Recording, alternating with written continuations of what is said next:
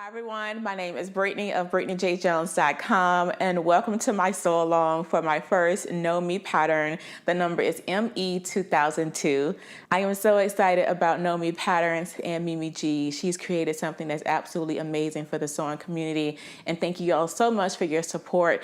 Already you guys are buying the patterns, you guys are reposting, you guys are resharing. Y'all are just amazing. So thank you all so much for your support of Know Me. In this video, we're going to be sewing view A of my pattern. Let's go ahead and review the pattern pieces that we're going to need to sew view A of ME2002. Again, we're going to be making view A on my pattern Know Me ME2002. My pattern is available in 3 different pattern sizes. This envelope goes from 10 to 18. The second one goes from 20W to 28W. And then the last pattern size goes from 30W to 38W. To know what fabrics would be best for the top and the pant on the pattern, you can flip to the back. On the back of the pattern envelope, there is a list of suggested fabrics. For view A and B, you would need a stretch knit, so jersey, interlock, rib knit, ITY knit, sweater knits are recommended. For view C and D, cotton blends, denim, linen blends, cord, stretch wovens. So again, be sure to just flip on the back of the pattern for some suggested fabrics if you would like to know what you can make both of the garments on the pattern in. Let's go ahead and take a look at what comes inside the pattern.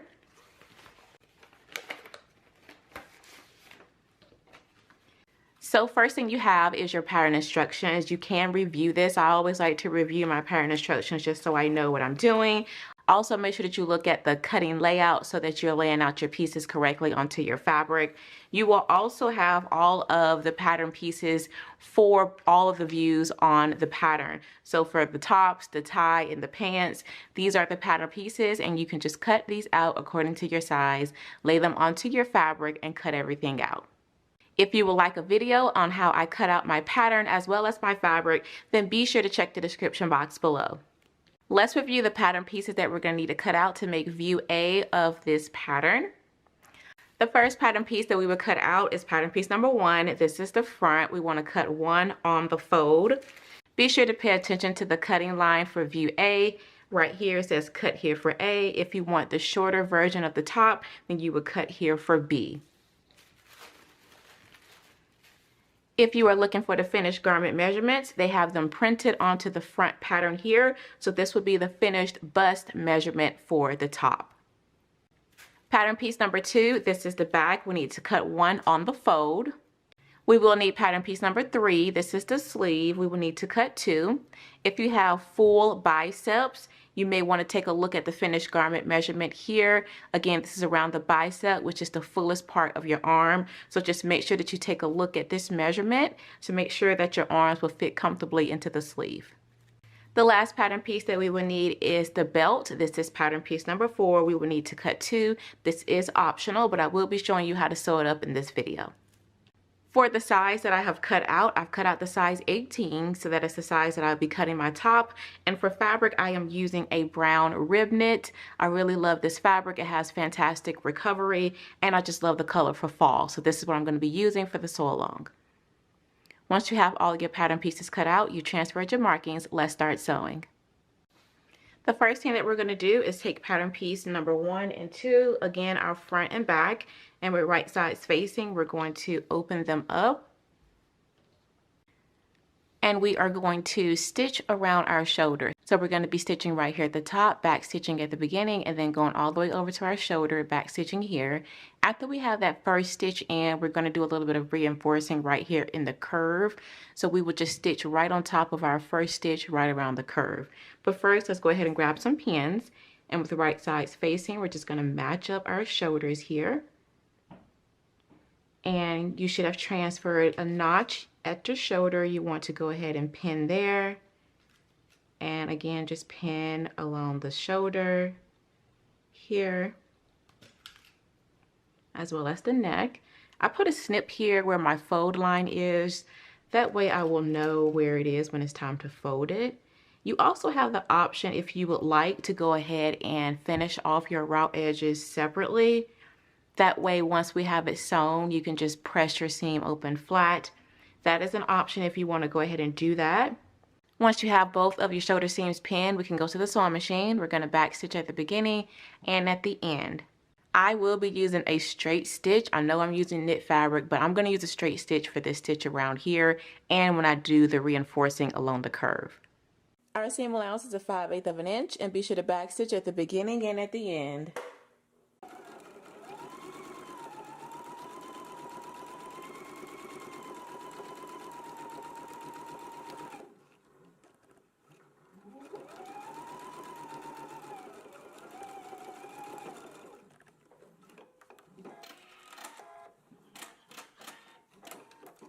Okay, I've just finished stitching my shoulder seams together, and I went to go and finish off my seam allowances, but I have to do a little troubleshooting with my serger.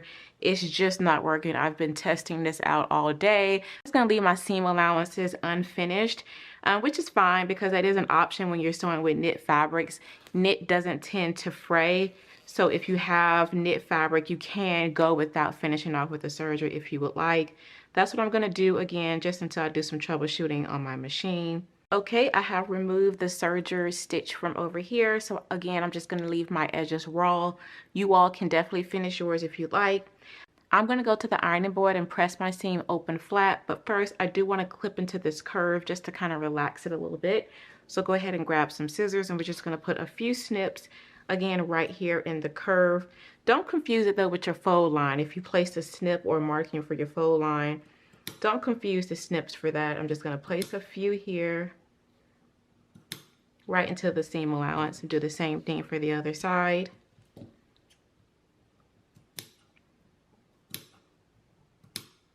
Okay, now I'm going to go ahead and just press my seam open flat. Okay, I've just came back from the ironing board. I went ahead and pressed my seams open flat. So this is what they look like here. And while I was there, I folded in the neck edge along the fold line and I pressed that down. Now that we have the fold line pressed over, we can go ahead and tack it down. If you prefer to do it by hand, you can grab a needle and thread, and you can just tack the portion that you folded over onto your seam allowance. It doesn't need to go onto the top. You can just keep it right here in the seam allowance. Just put a couple loops of thread. If you prefer to do it by machine, you can grab a pin, and on the right side here, I am going to poke it right into the seam,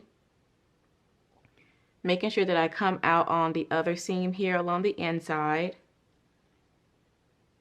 And we can do a few tacks right here, just 2 or 3 stitches back and forth right here on the machine. That will also tack it down. So you have the option to do it by hand or by machine. I'm going to go ahead and do mine by machine here. Just put a couple stitches to tack it down. This does work best if you have exact or really close coordinating thread. That way you won't be able to see it.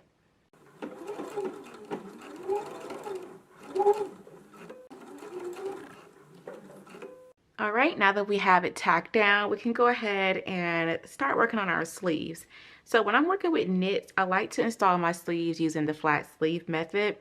You can do the sleeve according to what it says in step 3 of my pattern, but I do like to just do a flat sleeve install and then stitch all the way down my side seam and my underarm seam in one continuous stitch.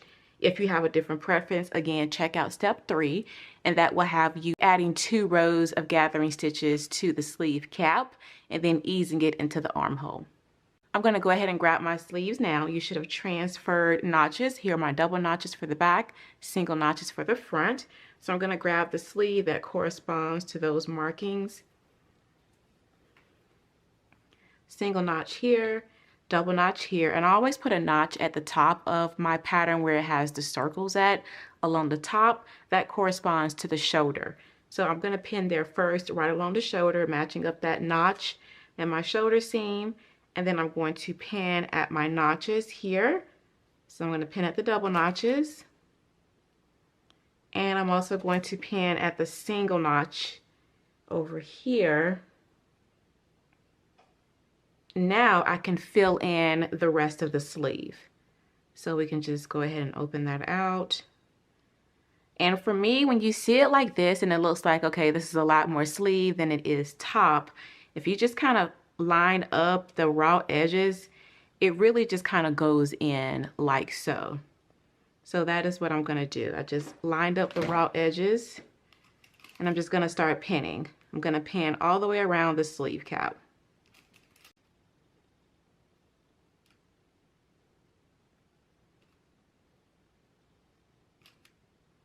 All right, so everything is starting to fit in nicely. I did not stretch anything.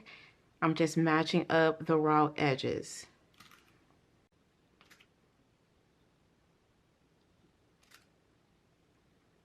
Once I have it pinned, I'm gonna go to the sewing machine. I'm gonna back stitch at the beginning and stitch all the way around and back stitch at the end. When I am sewing it like this using the flat sleeve method, I like to make sure that I have the sleeve facing down on the feed dog, so this portion of the sleeve is facing up toward me. I find that the feed dogs kind of help the sleeve cap stay stable and not stretch out, as opposed to how it would possibly do. It would possibly get ripples and waves and puckers if you have this up against the presser foot. So I like to have that down up against the feed dog to help push it through without getting puckers. Let's go ahead and sew it now.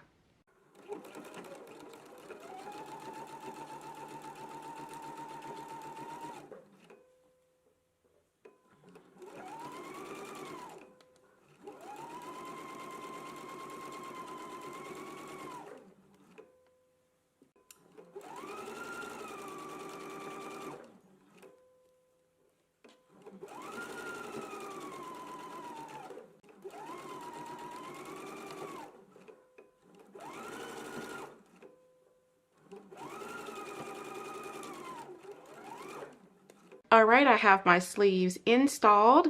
Here's what it looks like on the outside. You want to make sure that your sleeve is in there nice and smooth like so. Once you have your sleeve installed, this would be the time when I would finish off my seam with my serger. Again, finishing off your seams with knit is totally optional. I do love the look of it, and I wish my serger was cooperating right now, but she's not, so I'm just gonna leave my seams raw. But if yours is good to go, I would recommend going ahead and finish it off. And again, you don't need a serger. You can use a zigzag stitch, pinking shears, overlock stitch. There's other things that you can use. Matter of fact, I think I will go ahead and use my pinking shears. Let me grab those. Okay, here are my pinking shears. I'm going to use this to finish off my seams, and I'm going to go back up here and trim these off too, just so everything looks the same. So go ahead and again, finish off your seams using whatever method that you have. I'm using pinking shears.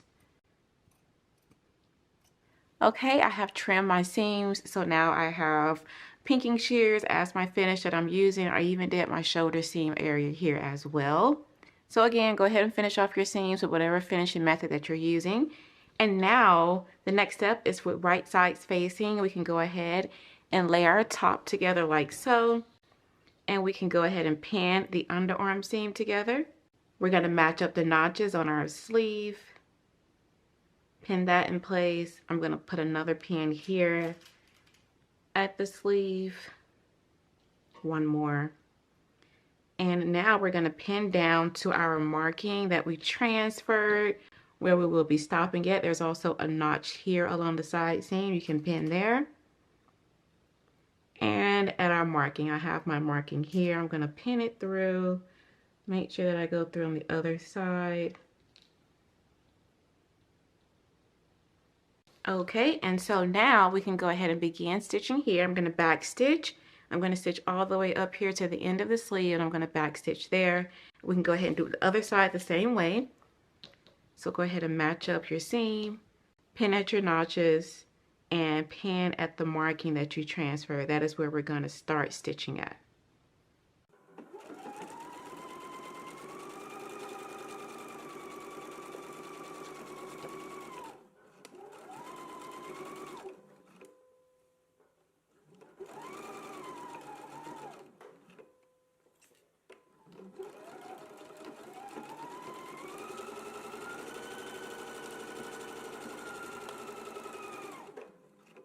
Okay, I have my side seams sewn down to our marking, as well as the underarm seam that is sewn as well. If anyone has any questions regarding the stitch, I'm still using a straight stitch. I do want to show you all that my seams are still stretching and moving. So just play around with your fabric and your stitches, even here along the side. when it's gonna go over my body. I'm not having any issues with the stretch. So I just wanted to mention that in case anyone was wondering, was I still on a straight stitch or did I go to a zigzag stitch?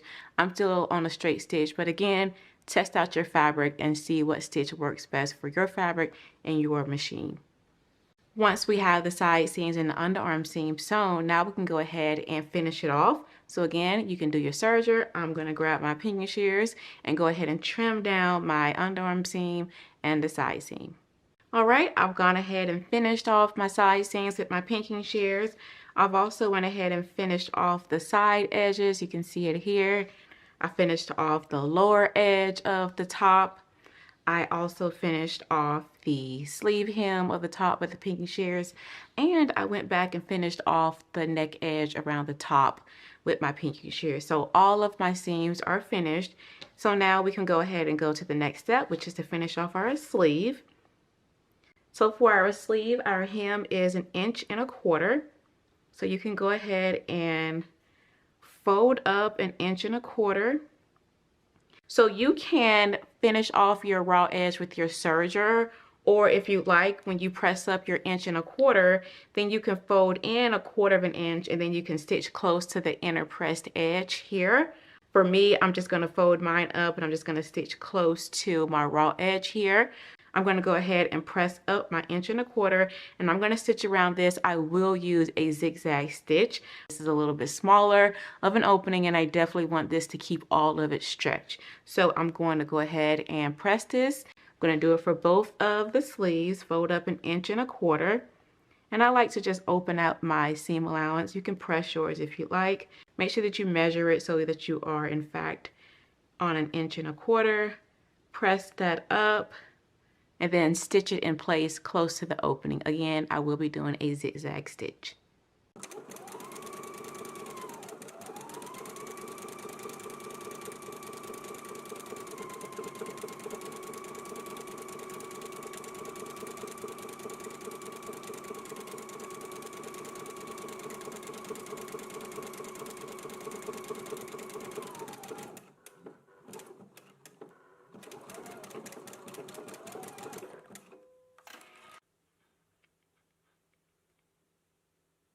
Okay, I have my sleeve hems sewn and I have pressed them in place. This is what the outside looks like. This is what the inside of the stitch looks like here. The last thing for us to do for the top is to do the hem of the top.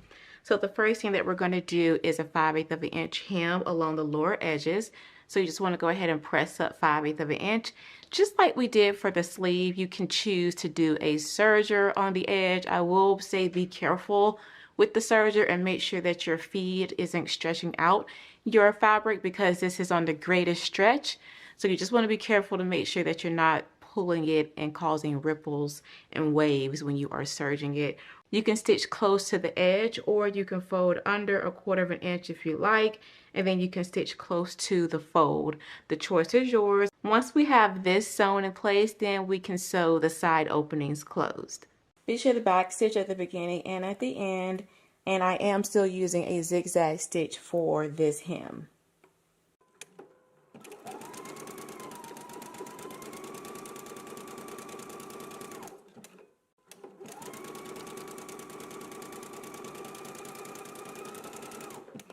I'm back from the sewing machine. As you can see, I've stitched my lower hems in place. So this is what the back one looks like here. I stitched really close to my raw edge. I did it for the front as well. And then on this side, I went ahead and finished off the sides. That way you can see what we're doing. What we're doing for the stitching is after we have it folded, you're going to start pressing down on one side, your back stitch. You're going to stitch all the way up to where your opening is, the marking that we transferred. You can go past that marking by like 1/4 inch. Then you're going to pivot and come across, and then pivot and then come down and finish off this side of the opening. So this is what it looks like on the inside. Okay, so now we can go ahead and go over to this side. You want to press up your 5/8 inch And then we're going to begin stitching on one end. We're going to stitch all the way up close to the raw edge or your folded edge or your folded pressed edge, pivot across, and then stitch down to the other side.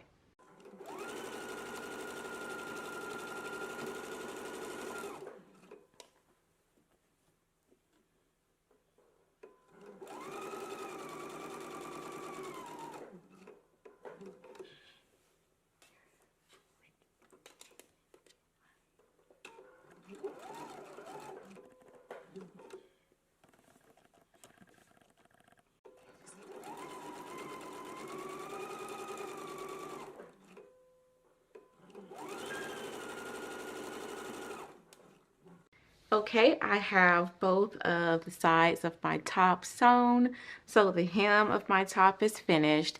I also went ahead and added a little label here. This label is from Sarah Hart's. Thought it was really cute. So I just zigzagged the label into my top. Now we can go ahead and make the tie.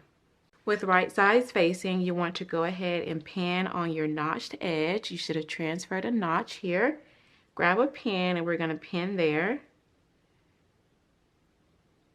Once you have it pinned, we can go ahead and stitch at a 5/8 of an inch seam allowance.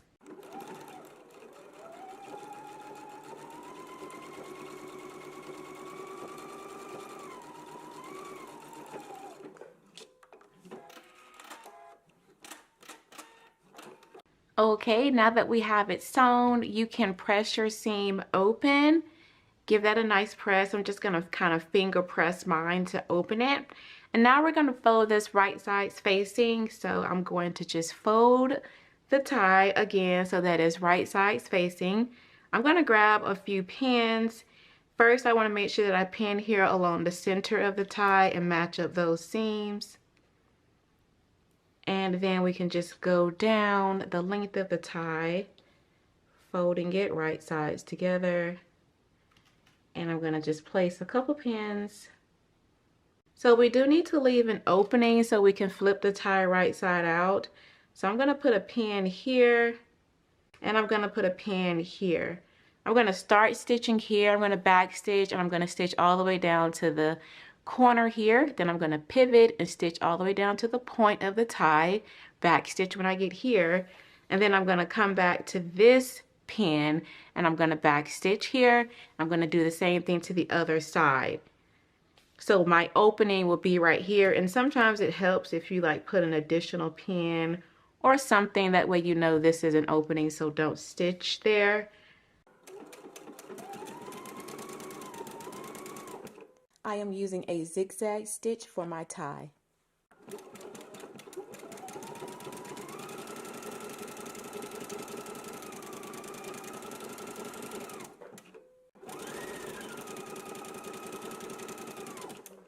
Once you have your tie sewn, we can go ahead and trim off the corners and some of the seam allowance.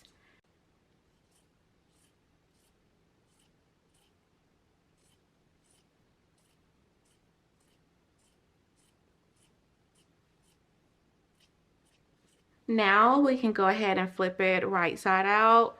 Once you have it trimmed, so find your opening and just start to turn your tie out to the right side.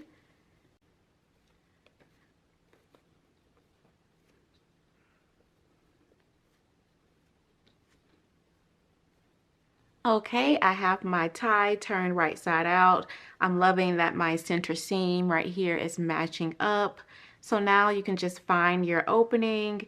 You can give everything a really good press, and you can either slip stitch your opening closed or you can do an edge stitch. So with an edge stitch, you just want to make sure you have everything folded, and you're just going to stitch really close to the edge of the opening. Or again, if you prefer hand sewing, just go ahead and grab a needle and thread, and then you can just slip stitch your opening closed.